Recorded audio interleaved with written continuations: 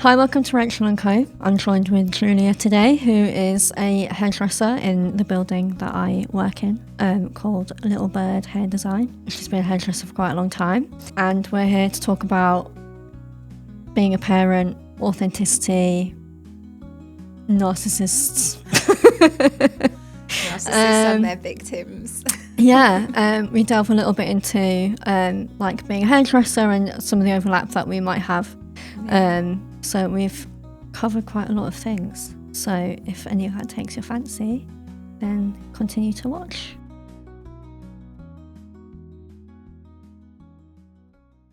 So obviously as a hairdresser, I'm presuming you talk to a lot of clients about their lives. Very. And they tell you a lot. Yeah, personal. Yeah. We can get deep in the chair. Mm-hmm. How does it feel for you though? Because obviously you've not gone through that. You've obviously been through training as a hairdresser, but... Yeah, not as like a therapist or anything, but yeah, like I think what's important for me in terms of my job and my skills is that my chair is just a safe space. So whether that's, their day at work or troubles they've got in the office or whether they want to talk about like their romantic relationship or children relationship or go like way back when in childhood, like I don't really care. Like there's not really a topic that's off limits for me in terms of like working. And I'm happy to just like, do you know what? I'll be honest with you. For me, I feel really grateful for someone who wants to share with me. Yeah. So I feel like when people do share, I feel grateful that I've made them feel safe enough to want to open up and be vulnerable, because not everyone can do that. As in not everyone can open up or feel vulnerable or feel like they can get a problem off their chest, whatever it is. Yeah. Yeah, like I always feel like even with therapy, like the fact that people open up to me, it's a privilege to be able to... That's the word, privilege. To do that. It is. I feel grateful because it's someone's experiences and, trauma or, even good things that have happened to them. Like it's all shapes you as a person and for the good, the bad and the ugly. Do you know what I mean? Mm-hmm. Yeah. But yeah, I appreciate it. It makes me feel nice. Yeah. And I think for me, as a stylist, it's important to make someone feel good. I enjoy making people feel good. Like that makes me feel good and fulfills me as a person to make someone else feel happy genuinely. So whether that's, obviously good hair, you've got to have skills. Obviously your skills have got to be top tier in that. But I feel like there are other additions to being a good stylist as well. Yeah. And I guess like it's not just the conversations you have, but also like doing hair. Like hair is such a important thing. Personal, like it's isn't part it? of identity. Yeah. Yeah, it's identity. It's a personal job. You're touching someone, you're in close proximity and you share a large proportion of your day with them. Obviously, if it's just a regular cut and blow dry, you're spending like 45 minutes to an hour with them. But if you're talking about long services like colour corrections, foiling, you can be with them for like 5 hours. That's a long time to spend with one person. So, you know what I mean? You've got to catch jokes and, have a little bit of everything really. Yeah. Yeah. So you probably don't have any kind of social anxiety? Or is it different? What you mean when I'm working? like out and about, social anxiety? Or just anywhere? No, I'm a confident person. I would not feel comfortable going to places on my own in terms of like I'd never book a concert or get a one ticket to go somewhere and enjoy an experience on my own, because I like to share. So I like to share my experience or, share whatever I'm doing with someone else. So I wouldn't say that comes from a social anxiety point of view. I'd say that comes from more of like a sharing. I mean, I'm human. I do get like a bit you know, meh sometimes. But like, not, I wouldn't, you know, not go somewhere because I feel awkward, you know. Yeah. Yeah. I think some people really struggle with knowing how to have a conversation with someone. So I think, obviously, like you say, you spend like sometimes 5 hours with someone. Yeah. That's a long time to try and make conversation. Yeah. No, of course. I think it's very good to just like be able to just talk absolute rubbish. And it's good to, you know, be able to just be yourself, and however that shows up, whatever that looks like, it's authentic, isn't it? It's genuine. So I feel like as long as you're being yourself and your real self, your real vibe is coming through, your you know, your authenticity, that's all anyone can ask for. Yeah. And it's not a you problem if that's not received positively. Yeah, you know, you absolutely. can't not show up as yourself for fear of what someone else might think, because that's never about you. It's always about them. Yeah. I know that like in a past conversation we've had, you've said that you've really wanted to kind of embed that into your daughter. Yeah. So my daughter's 5, and all I ever want for her is to feel comfortable and confident in her own skin. That's very, very important to me. And that starts from young. Yeah. That starts right from the very beginning, you know, building her up, allowing her to experience not bad things, but even things like sort of like, you know, we're playing a game, for example, like a board game, not letting her win every time. Like you have to do these things to build resilience so that she can then feel that builds then confidence, and then she becomes confident to turn up as her authentic self and not feel like she has to put on too many masks. Because I know we all, you know, do that. It's just how deeply do we do that? Yeah. You know what I mean? Yeah, exactly. Like there's so many different things that we're told, either it can be through friends, family, school, society. Yeah, society's a big one. Yeah. So like all of those things that kind of create your person. Yeah, also as a female, also as my daughter's mixed race, so as a biracial female, there's a lot of elements to wanting her to be authentic and, you know, grab life with both hands and experience both cultures, her full diversity, her full experience as a female, as a young girl, as a woman, do you know what I mean? Yeah. And, you know, showing up as all of those things and having that core anchor to truly be herself and believe in herself and to reach her goals and not be held back by a belief system that, do you know what I mean, doesn't really do it's not her belief system, it's other people's that they've you know what I mean, they've transferred onto her. Yeah. It's about fighting all of that. And yeah, something that I try. It sounds very easy, don't it? But it's so like, hard. It's really hard. It's so hard just for one of those elements. Do you know what I mean? Yeah. You're fighting so many different things all the time. It's hard, but I feel like if you can just be true to yourself, you're going to go far. Yeah. Yeah. And there's always going to be struggles, but I think you're giving her such a strong foundation. Oh, thank you. It's not easy. No. I love it. It's the best job in the world. It really is the best job in the world. And she's like my everything. She's the best thing that's ever happened to me. Yeah. And she's teaching me about myself along the way. It's a journey, isn't it? Yeah.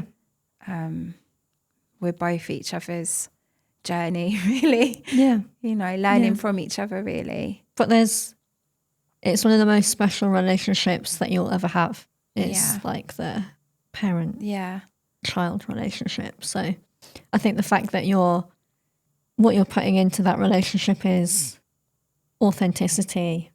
Don't listen to other people. Yeah. Like, just do you. Yeah, just do you. And It's be so kind important. about it. Yeah. I think that's the point as well. Like, you can do you and you can be open to other people. And I feel like that's very important. Like, we should always be open, because we're never right 100% of the time. Mm-hmm. And opinions change over the course of lifetime, and we change as a person. Yeah. And I'm not saying to, you know, be yourself and, I don't care what anyone says. Like, you have to be open to listening to other people. But if you have this belief and you want to do something, you don't care what other people think. Do you know what I mean? It's only you that has got to live your life. Mm-hmm. Yeah, it's compromising, and like you say, it's being kind. Like, you don't have to like, be horrible to set a boundary. No, but it's just, definitely not. But like you said, it's your life. You've got to live with what you do. You have to live with your choices. Yeah. But I look at my relationship with my mum, like, my mum's super strong, alpha, Irish female. Yeah. And, you know, having someone like that as your anchor, so that you can then be that anchor for your daughter, your child, your son, whatever. Yeah. My case, obviously, my daughter, it's all comes from her. So she's the OG. She's helped you be you. Yeah, and I feel really blessed, actually, that I can be my true self with my mum and my dad as well. But as we're talking about mums, like, my mum I can be my full true self with, and there's no negative impact from that. That's good. And I just want that for my daughter as well, to just be herself, and there's never going to be any shame or, you know, destructive behaviour, like destructive impact. Yeah. Hopefully. I mean, I think we all traumatize our kids, but if you just can be mindful about it, it's less of a traumatic impact. I think that's my message. Yeah. And it's like my first episode that I did with Nia, like, we kind of talked about, like, your kids kind of need to go through that trauma to find that resilience and whatever. But I think the fact that you're giving her an open forum to be able to bring stuff to you, no matter what it is that she's done or has gone through or whatever. Even like, if I don't want to hear it, I've still got to let my face show that I want to hear it. And then my ears are open and my listening ears are on. Yeah, but even if she knows that you don't want to hear it, but she knows that even if it's something that's disappointing or negative, that you'll still be like, oh, okay, we'll sort it out. Yeah, I always tell her, and I've always told her right from the beginning, I always say, Mummy will never be cross for you telling me the truth. So telling the truth, no matter what that truth is, you'll never be in trouble. Like, so I always say, you know, it doesn't matter if you think it's going to upset Mummy or, you know, whatever it is, as long as it's the truth is the truth, you know. She comes up to me sometimes and she's like, oh, Mummy, I've spilt something on the cream carpet. And I'm like, and I have to remember, like, okay, well, thanks for telling me. Yeah. But it's even showing up in those moments, do you know what I mean? And then they come and tell you the most ridiculous, stupid stuff that, like, I really don't need to know, but it's always, oh, okay, well, thanks for telling me, you know, like. But again, it's the openness. But it's the openness, you know. I think it's when they don't tell you those things, that's when I think I'd be worry. devastated. Yeah. If I didn't provide a safe space, I'd be devastated if she went, you know, she had to hide things from me. I mean, obviously we all you know, I'm not saying I have to know everything. I'm not saying that. I'm saying like, I don't want her to feel like she tells me something and there's going to be repercussions of it. Do you know what I mean? Yeah. I think that's all I'm saying. Yeah. And I think it's all I can, it's all I want. Yeah. It's all I want for her. Yeah. You're giving her that space and it's up to her what she does with that. And I'd rather give her the space and she chooses not to, rather than not give the space and find out later that she'd wanted that space and wanted to feel safe, and I never gave that to her. That would hurt me more than anything. So I'm just starting now right from the beginning and just trying to do my best, really. That's all I can do. Yeah. I'm not perfect. I get it wrong, but no. You know. Well, this is your first time being a mum and going through this. And I've never been a mum to a 5-year-old before, so I'm learning on the job. Yeah. You know, I'm winging it every day. Yeah. But it sounds like you're doing a good job. And obviously I've met her and she's the cutest. Oh, thank you. She's a good girl. She's such a good girl. Yeah. Yeah, very funny, very bright, very special. Yeah.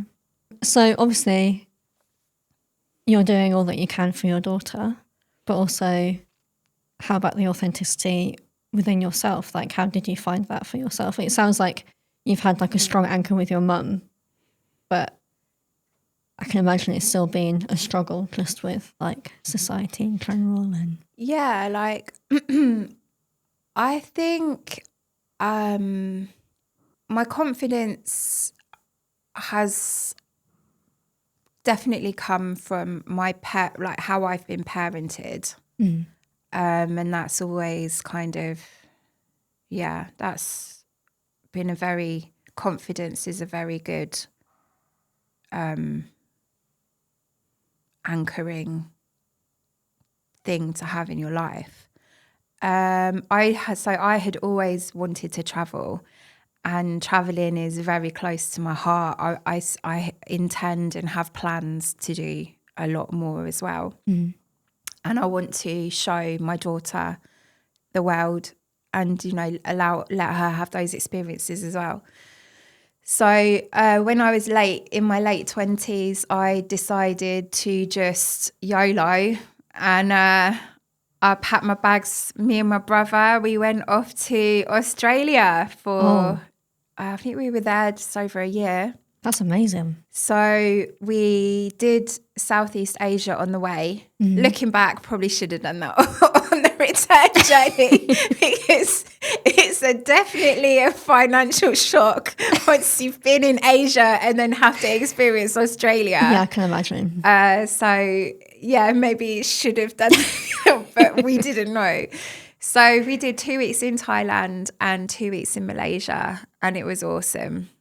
And then we flew over to Australia, and we spent the first couple of weeks in Brisbane, in Brizzy B, which was hilarious. And then we got the bus down to Sydney, and we spent the rest of the time in Sydney. Like, honestly, we just fell in love with it.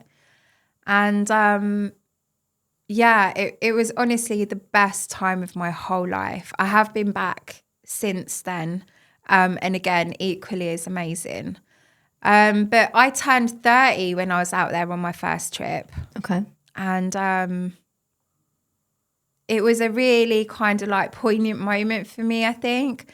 So I'd spent my 30th there. I'd done like a road trip and, you know, had a wicked time and all of that. And it wasn't until my last day, I was staying in Darwin at the time with a friend. We were staying up there in a hostel or whatever, living our best life. And it just suddenly dawned on me about being 30. And I just thought, do you know what? I felt so much more confident, so much happier, so much sort of like, I didn't care. Like, I don't know whether this applies for men as well, but as girls, I feel like we spend far too much thinking about what other people think about us in our early years. So like our 20s, our teens, our 20s and all of that. And they really are the moments where you look your best, you have the best body. Yeah. Like, do you know what I mean? Absolutely. Youth is truly wasted on the young. Like, I never understood that until now. Yeah. So yeah, that was definitely a very poignant moment for me. And I also feel like now going into my 40s, I definitely feel really good about that for sure. I haven't had like a freak moment, as it were, like, oh, I'm old and da-da-da-da-da. And it's like, yeah, okay, I'm middle age. It's like that word, middle age. Oh my God, I feel like that doesn't relate to me because I just don't feel middle aged whatsoever. No. I feel like the best times are still yet to come. Absolutely. Honestly, like I feel blessed to have got to this age. Not everyone does. Yeah. And it's what you make it. I have thought a bit like, oh God, maybe I need to buy my house. Like that thought has definitely gone through my mind. Like, oh, let's think about future Julia. Yeah. Like it's more future proofing rather than, you know, but I still definitely live in the moment, like 100%. Yeah. I think from what I can kind of see with the different decades is that 20s, you make loads of mistakes. You don't really know who you are. You've got no idea. It's kind of crushing a lot of the dreams maybe that you had when you were a teenager. You're literally bumbling along in life. Like I would have been such a bad mum if I'd have had a baby in my 20s. Honestly, like it just wouldn't have been a good idea. So I am glad that I had her later in life. Yeah. But yes, I agree with, for that reason in particular, is a good reason. But everyone is completely different and everyone's life turns out different. And, you know, life's you at the end of the day and you just got to roll with the punches and it is what it is. Get on with it. But what you say about 20s, teenagers and 20s is just insecurity, like insecurity, comparison, isn't it? Like comparison and insecurity. And I think that's been massively exacerbated with things like phones and social media and smartphones. And, you know, we didn't have that. I didn't have that. No, I didn't have that until later teens, really. Yeah. Like we had social media when it was kind of early teens, but it wasn't like it was now. Yeah, like we had MSN Messenger. Same. I remember running home from school, getting online to like chat absolute shit to my mates all day. On dial-up. And your mum would be blasting you because the phone line's been engaged all night because you've been on the phone, on the internet, downloading all your tunes on LimeWire and infecting your mum and dad's computer. Those are the days. Yeah, it's nothing like it is now. No, it's not at all. And I do think that's definitely got a lot to answer for. And I think if people sort of like took more notice of Facebook guy, what's his name? What's Facebook guy's name? Oh, Mark Zuckerberg. Yeah, and Bill Gates and all them lot who don't allow their children smartphones and don't allow their children social media. I think if people took a lot more notice of that. Mm-hmm. When they're the ones that are creating it, I think that tells you all you need to know. Yeah. Yeah. Yeah, it's a lot. And I found like kind of similar to you since I turned 30, like I've really come into my own and I'm really like authentically me. Good. So it's still going to be a journey. It's always a journey. Every day is a journey. Like you've never done this life before. No. So it's every day is new, isn't it? And also like I think like you said, like in teens, 20s, like you spend so much time on social media and caring about what other people think. And then I kind of came into my 30s or even like before I turned 30 towards the end. I was like, I don't want to do it. I don't want to be on it. Like I can see what it's doing to me and I don't want to look at all of that. So maybe 30s is to really discover yourself and really like set in on what you want, and then 40s you can just enjoy. Yeah, I think it's about loving yourself, isn't it? It's massively. Like, it's loving and respecting yourself. Yeah. I mean, we all make mistakes, don't we? But I feel like the biggest ability is being able to self-reflect and be able to look at yourself properly and own your mistakes and apologise when you need to apologise. Like, accountability is everything. It really is, because it's all about growth, isn't it? And, you know, we get it wrong. It's normal. It's part of, like, I made a mistake a couple of weeks ago with one of my best friends, you know, and I owned that. And, you know, I had to, you know, look at that and apologise and stuff and, you know, move on. Like, I'm never going to hold grudges. My friends aren't going to hold grudges. Obviously, you're with the wrong friendship group if you got friends holding grudges, you know. But I do think if, you know, that is the biggest ability to have, and reflection, and it's just knowing that it's okay to get it wrong. And it's just sort of like owning up, isn't it? And well, you learn the most from mistakes that you make or more negative parts of your life. Like that's where you grow. That's like you learn more in those moments than you do the happy moments. You can obviously learn stuff in the happy moments too. Like for example, you need the dark with the light, don't you? Yeah. And I think like when it comes to friends, sometimes you've got friends that are there for you through the bad times, and you kind of, you know that they're there for you and they can be supportive, but it's also the friend, I think it's more so the friends that are also there for you in the good times. Yeah. Oh, everyone has their place in your life. Do you know what I mean? And some blur over different reason, like for different things. Yeah. And then you have season friends, don't you? Yeah, not all friends are meant to be forever. No, and that's okay as well. Like, not everyone is. It's okay to, you know, move in and out. I think you don't own people. They don't owe you anything. No. And you don't owe them anything. And it's that kind of, just that accountability, I guess, and just being able to be open and honest, which again, it goes back to childhood, doesn't it? And what you've been allowed to, how you've been allowed to express and all of that, doesn't it? It's like a cycle. Now I'm a mum, I realise that.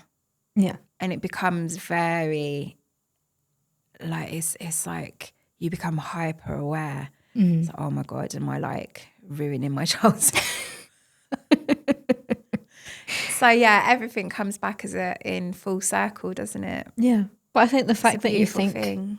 the fact that you are conscious of that means that you're doing the best for her, like genuinely. I think it's people that don't have those kinds of thoughts that are probably the ones that are really harming their kids, because they're not even consciously thinking of how they're affecting their children.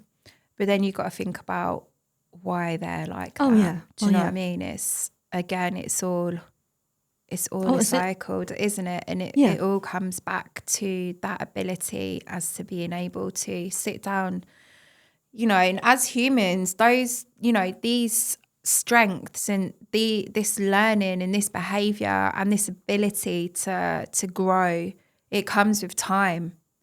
But the thing is, this is where we're imperfect. Time is still moving, regardless of what mistakes you're making in those moments and how those mistakes are impacting other people within that moment. And do you know what I mean? This is how we are perfectly imperfect. Yeah. But yeah, then I mean, we could go into like behaviour, like personality disorders, like all that stuff as to why some people can't take accountability and like how fucked up they are, or do you know what I mean? Like what's happened to them, or all this stuff. Yeah. But I think, like for me, isn't it? Like how I kind of see personality disorders is that they're just different symptoms of trauma.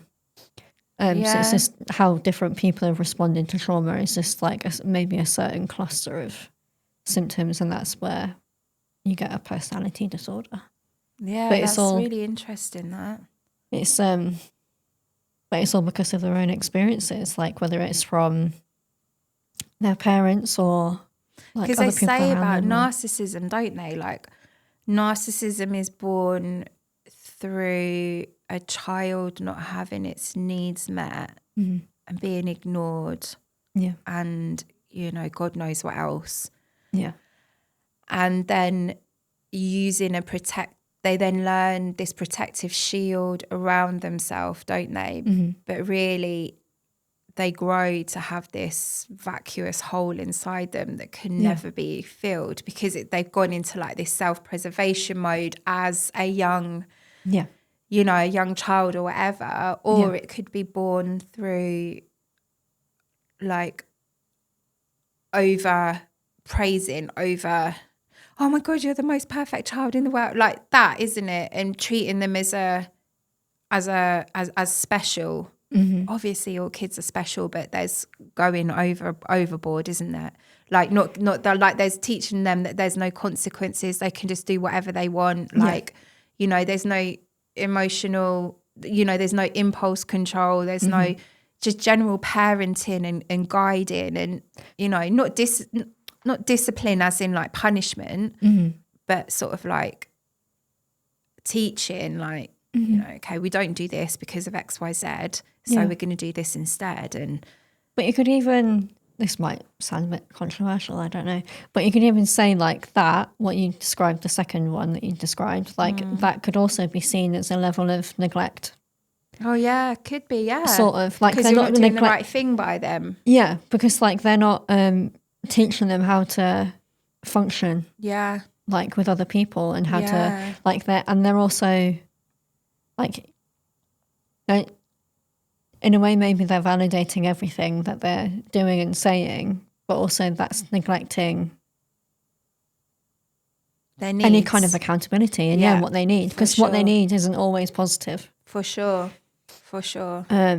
So might be a little bit controversial to say like that, but I think it's true. Never thought of it so like either that. way, it's like there's like neglect going on, neglectful things, And I think for my understanding with narcissism is that it's like a seriously deep-rooted insecurity, and like you said, they put that protection up where absolutely no one can see that insecurity. But obviously there is an insecurity there because they need so much from people. Yeah, and I think narcissism narcissist attracts the empath. Because I don't think you could have two narcissists together. No. Would you? I don't think that would ever. So you'd need like a codependent / empath. Yeah. Because, you know, when they've got their feelers out, you know, when the narc's got, you know, when they're going through their let's see who we can infect mode. Yeah. I think they're the kind of people that they're trying to hoover up. Yeah. So I think the two belong side by side. Yeah, absolutely. Because otherwise, maybe the empath and the codependent is giving the narc what they never had. But then they're destroying the empath because exactly. It's destructive, isn't it? It's well, they just suck them dry. And I never knew. Like, apparently, narcissism is really hard to diagnose. And I guess that totally makes sense, because to diagnose a narc would mean the narc saying, okay, there's something wrong with me. But what narc would ever admit that? Yeah. I mean, there are. So are they a true narc? Do you know what I mean? Because, like... I don't know. Because it's hard, isn't it? Like, that would be a real... I've definitely known narcissists. Huh? I've known narcissists in my life, but I've never counselled. Well, as far as I know, I don't know. Yeah. Maybe I have, but just not. They've just put on a really good facade. But I've seen it on like videos online where people have been diagnosed with narcissism and they talk about it and they say their experience and all that sort of stuff. Yeah. So it is interesting. It's very interesting, but I don't think that there is enough put into the victim, because it really is a victim. It is a perpetrator victim situation, I feel. And I also think it's one of those relationships that people don't get unless they've been in it.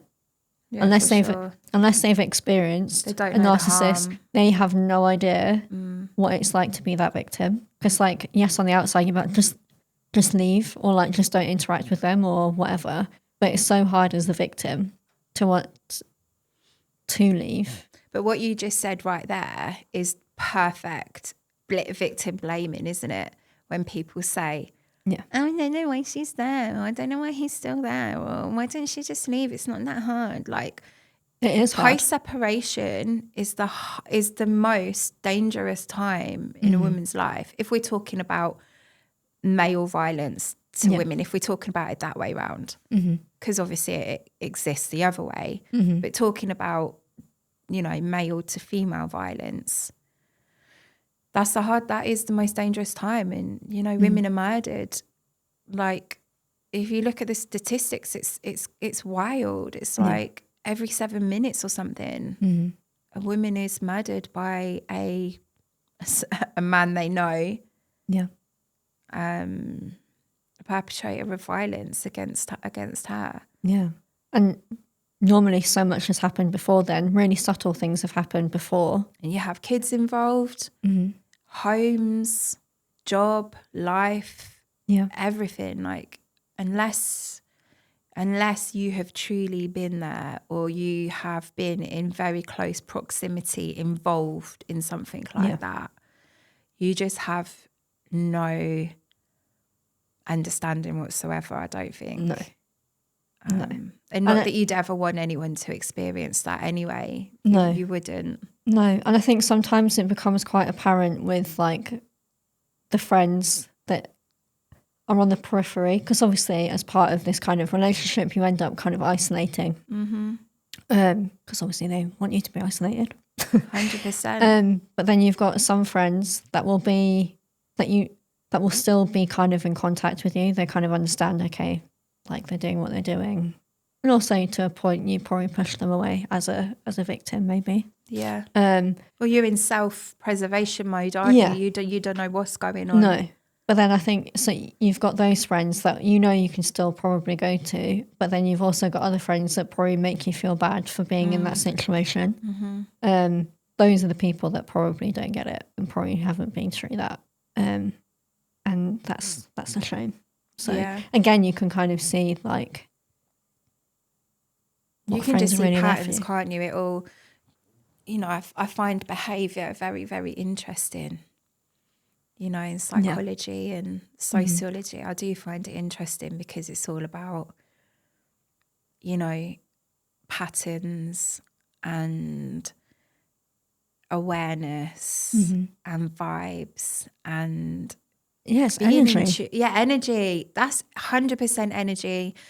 Being in tune with it and reading the room, being able to like to have that ability sometimes to just like step back from a situation, almost have like an out of body experience and get a bird's eye view and be like, what's actually going on in this situation? Yeah. Do you know what I mean? Rather than like walking into a room and being like, this is me and everyone love me. Do you know what I mean? It's being able to, I guess that's where that anchor is of like self-assurance, you know, and that confidence of, and I don't mean confidence in terms of like, oh, look at me, I'm so confident, I know everything. That's not the kind arrogance. of that's not the kind of confidence I mean. I just mean that quiet self-assurance. I know who I am. Do I like this situation? Do I like this person? Is this safe? How is this making me feel? Like, to be able to, you know, critically think in a moment,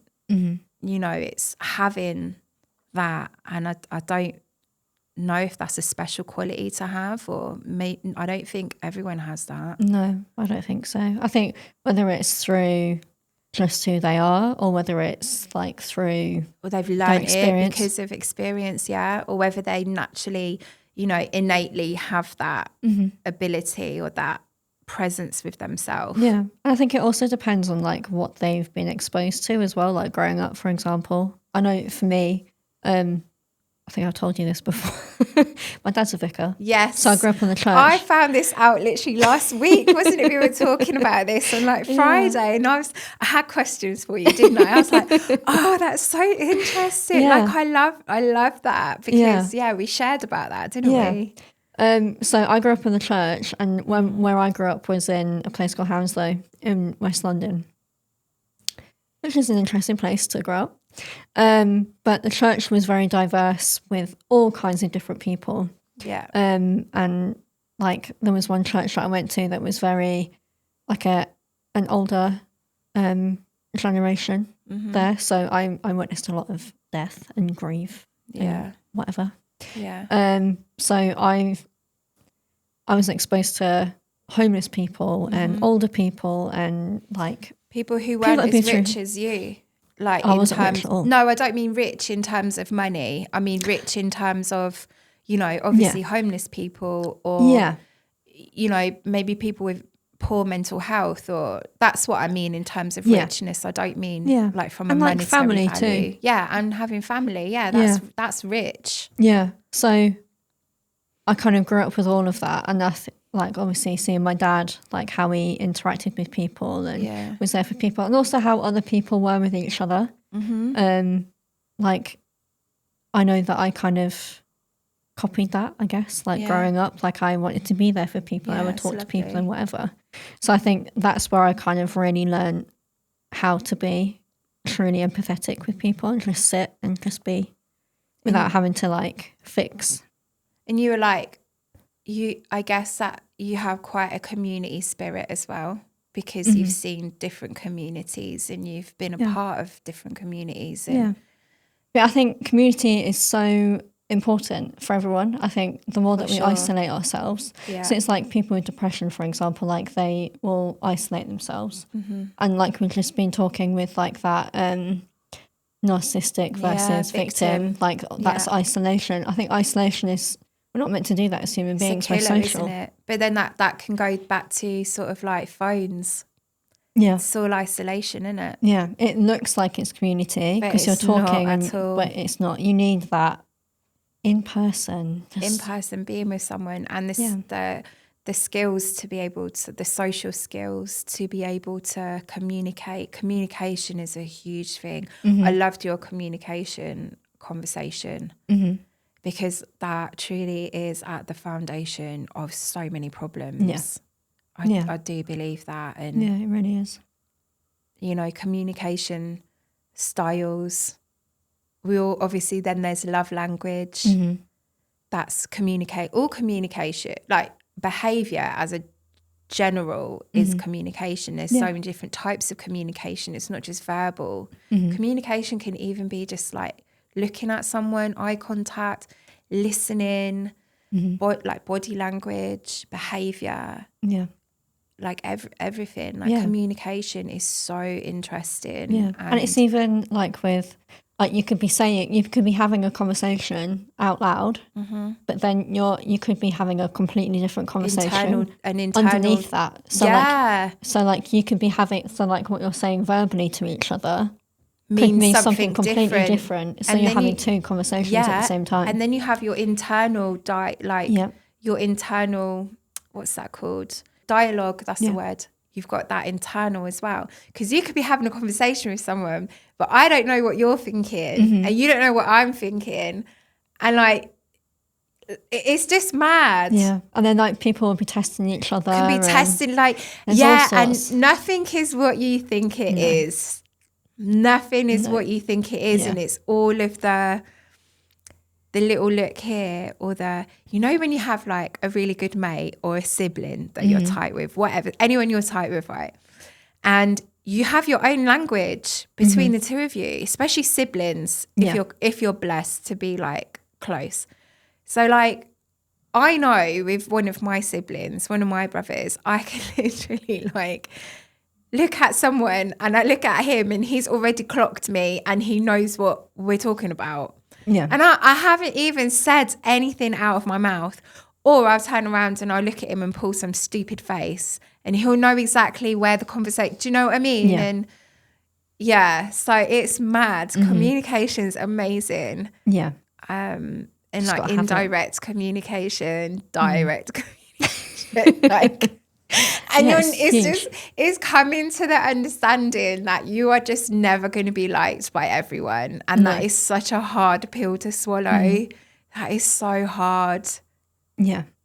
But you got to swallow But again, you got to swallow it. Like, not everyone's going to like you.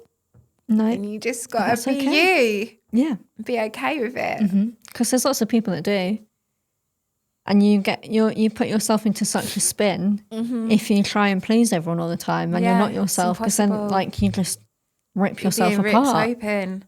So yeah, it's important. All comes back to that. Thank you. Thank you. I've had a really nice chat actually. Like I love talking deep and like just listening to other viewpoints and stuff. It's really nice to. Yeah. You're always welcome back. Oh, you're always welcome in the salon, girl. Thank you. Not just for a haircut either. Like it's always a safe space. Yeah. Always. Thank you. Yeah, thank you. Thanks for watching Rachel and Co. I hope you've enjoyed this episode. I certainly did. I think we got pretty deep in this one. So I hope you enjoyed it as much as we have filming it. Definitely. So if you want to continue watching other episodes or watch previous episodes, then I'm Rachel and Co podcast on YouTube. You're watching this now, so you should know that. I am Rachel Shaw Therapy on Instagram, Rachel and Co podcast on TikTok, I think. All the links are down below, so have a look. And also Julia's Instagram is also down below, so give her some love. But thanks for watching, and I'll see you next time.